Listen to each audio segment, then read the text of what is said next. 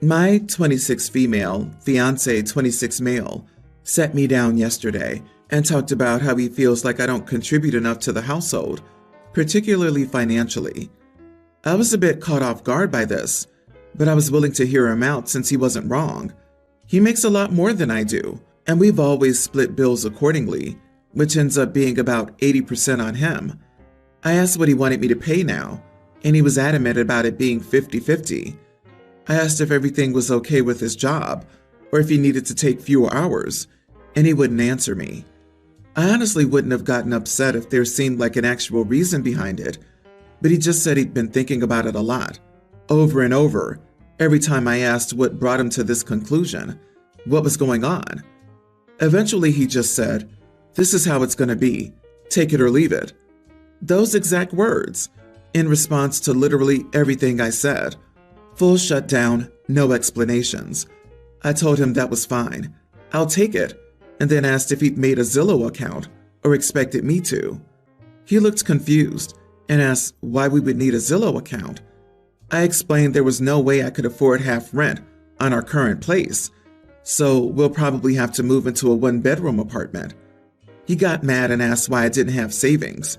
I told him that I do, but I'm not paying rent out of my savings because that's a terrible and unsustainable idea.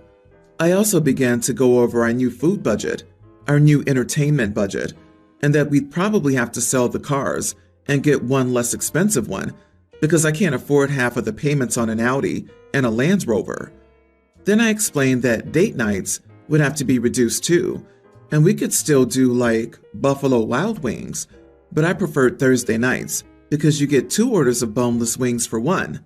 Basically, if he wants me to pay half, we're living within my means, not his anymore. He's agreed to it, but since then he's been incredibly angry. He's not saying or doing anything, but he's walking around the house in this cloud of anger.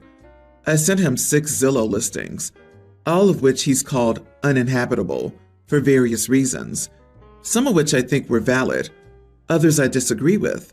He's now saying that I'm being unfair and manipulative, and that he tried to come to me with a serious concern about our relationship.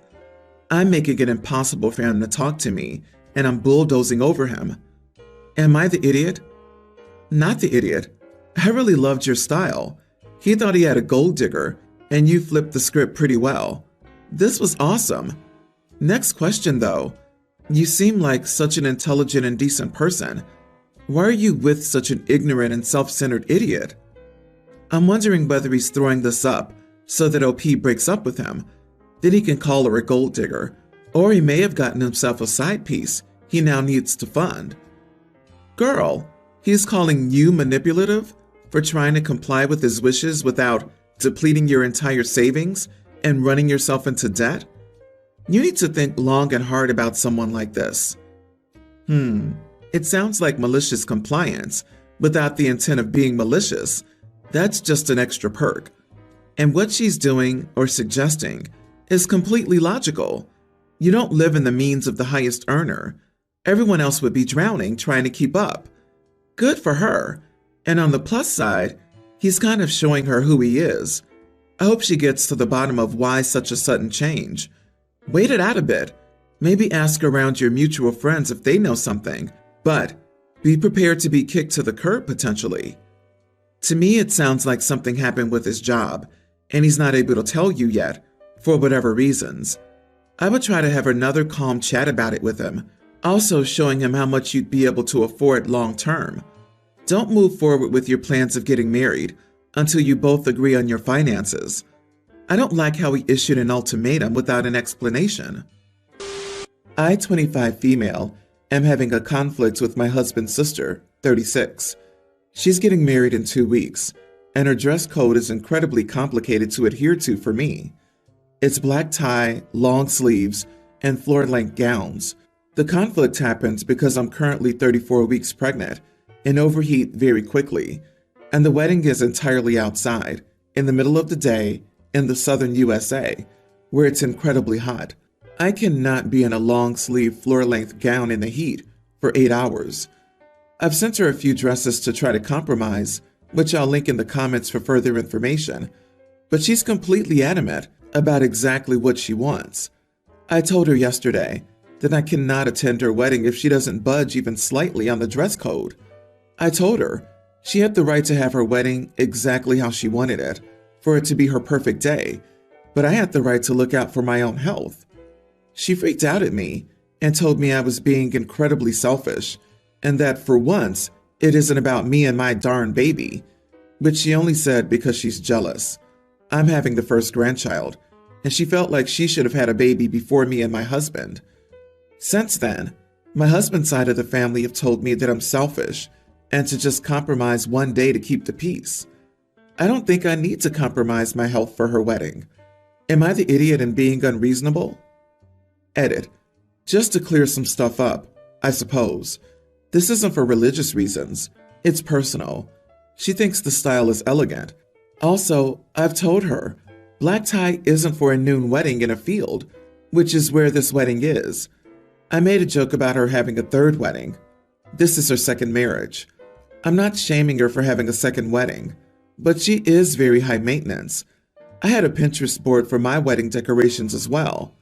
The snark was that all her ideas were combined from multiple different themes and boards. Sister-in-law is going to be a sweaty, gross mess. Her dress is also long-sleeved and floor-length. It's hot. Her wedding's outside. Everyone's going to be a hot, sweaty mess. Not the idiot who has a black tie, long-sleeve-only dress code in the summer. Her photos are going to look ridiculous. Everyone will be sweaty with melting makeup. I can't imagine who told her this was a good idea. What about older relatives or kids? Sister-in-law is the major idiot. It's a major health risk for their guest. Grabbing popcorn and waiting to see how many people actually adhere to said dress code. Pregnant woman here. Never mind the fact that black tie isn't for daytime at all. There's no way I'd be able to adhere to her dress code. Today I just went outside in just a t-shirt and jeggings in 84 degrees Fahrenheit heat, and I was overheating, and I wasn't out for 8 hours. When you're pregnant, your temperature's already higher than normal, without being forced to wear black tie attire. OP, tell the flying monkeys to go fly south for the winter. Non-pregnant woman here, and there's no way I could adhere to that dress code, even if the wedding was indoors with AC, unless the AC was the best AC in the world at set to max cooling. Also, you can mention to her that a black tie wedding traditionally happens after 5:30 p.m. She should adjust her attire to a garden party, which would be entirely appropriate, or maybe she'll revise the dress code for her next wedding. Stay home and don't worry about it. Karma is on its way. I, 45 male, have a daughter, Lily, young teen. My wife, Marie, 43, and I have been separated for over 5 years now and have split custody of Lily. However, she prefers to stay with me. I'm not sure if it's cultural, but my wife and her family have always insisted that Lily let her hair grow, as they believe the longer your hair is, the more feminine you are, and they always took pride in how long their own hair is. Lily followed as she didn't want to cause a scene. Lily's hair was going past her thighs. Lily was staying with me last weekend, and I was about to go to bed. I saw her crying while brushing her hair. I asked what was wrong, and it felt like Lily was having a breakdown. She started to cry harder and told me how much she hates her hair, that it takes her hours each day to brush through it due to how thick it is and how hot and tired it makes her feel. I'm not even mentioning styling it. She also told me how she wanted to dye it, but Marie wouldn't let her do this, as it would ruin her hair and is in bad taste. I hugged her and told her not to worry and that I'd think of something. I called my sister and explained the situation to her. She organized an appointment with her hairstylist the next day to look at Lily's hair and do something with it. So the next day I took Lily to the hair salon where she cut her hair. She chose a long bob, so her hair is now just above reaching her shoulders with the rest of the hair donated. She also had some highlights done, which made Lily super happy. When Lily got home, Marie called me immediately and said I'm an idiot and what have I done to our daughter. She and her whole family started berating me for it and making horrible comments about Lily, so she returned to me and stayed with me. Marie took it to social media, saying I'm a horrible father that has stripped my daughter out of her womanhood and femininity. Even my parents called me about it and said I shouldn't have taken Lily to the hairdresser without discussing it first with Marie. Not the idiot. Have stripped my daughter out of her womanhood and femininity? Wow. They're more concerned about what others think than what's going on with your daughter. What's Lily supposed to do with this enforced symbol of womanhood she's carrying as a young teen? The horrible thoughts that brings up. It sounds like an outdated burden and repressive. Lily must feel so light and happy with her new haircut. I was 16 before my parents let me cut my hair to the waist. It wasn't even a religious thing or anything. My mom was just a tyrant. Kids made fun of me relentlessly. I got gum stuck in my hair, to which my mom would just pull out the peanut butter. My hair would even get into the toilet sometimes. That was disgusting. I don't find a problem with parents setting some limits on hair, like no dyeing. After all, some of those chemicals are carcinogens, or no mohawks. Yet, when a parent has a child totally under their thumb and won't let them express individuality, that's a huge red flag to me. Your daughter's old enough to decide her own body and personal image. She doesn't even have womanhood yet. She has girlhood, and that and her femininity are not dependent on the length of her hair. Her mom was being controlled and frankly abusive, forcing her to maintain that hair, even if she wasn't comfortable. Also, try to get full custody of your daughter, please. As an adult who was in a similar situation, I wish my dad had been relentless in trying to extricate me from my mother's grasp. I, a teen male, have to write a paper for English class about an inspiring romantic relationship in my life. I'm not sure what the point of it is, but our teacher said it will become relevant in a few weeks. My stepmom and stepsister both assumed I'd write about my dad and stepmom's relationship. It was brought up when my stepmom asked why I hadn't asked her and dad any questions about their relationship yet. I was confused as to why she was asking that and wasn't putting two and two together right then. She said I should at least ask some questions before doing my paper. This was when it clicked with me, and I told her my paper wasn't on them. My stepsister was in the room at the time and asked me why. I asked why I'd write an essay about their marriage instead of my parents' marriage. My stepmom said because she and my dad's marriage was a forever one, and seeing as my mom is dead and my dad isn't good at talking about stuff, it makes more sense to write about them. She said she and my dad would be more inspiring for me anyway. I asked her if she ever thought I tried not to think about their relationship too hard, since she and my dad had a very long history, and that as soon as my mom died, he ran back to her and married her. Did she ever think that wasn't something I loved, but something I struggled with, as the son he had with his first wife? They were all about, we're a family, it's okay to admit this is better, and that kind of thing. I told them I was writing about my grandparents and to leave it alone. They pushed the issue and said it made more sense to write about your parents, and I said it's already been pointed out that I can't, since my mom is dead and my dad is useless with this stuff. Stepmom said that she was my parent. I ignored that and went on about my day. But they brought it up again a couple of days after that and said I should want to write about my dad and stepmom, and I was weird about it because they would be the primary relationship to model myself after. I snapped. I told them that they were idiots if they thought my most inspiring relationship was one that showed how little my dad cared about my mom, something he said mom would have felt if she knew he went back to the ex he never got over. I told them they were full of themselves to think that meant so much to me that I would crap on my mom. I also told them they were deluded.